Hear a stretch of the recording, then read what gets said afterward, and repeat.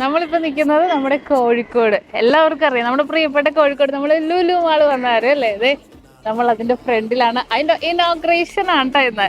അപ്പൊ നമ്മൾ അതിന്റെ നമ്മൾ ഇൻവിറ്റേഷൻ കിട്ടിയിട്ട് നമ്മൾ വന്നതാണ്. അപ്പൊ അടിപൊളിയായിരിക്കും. ഞങ്ങൾ അതിന്റെ ഉള്ളിലേക്ക് കയറാൻ പോവാൻ ട്ടോ.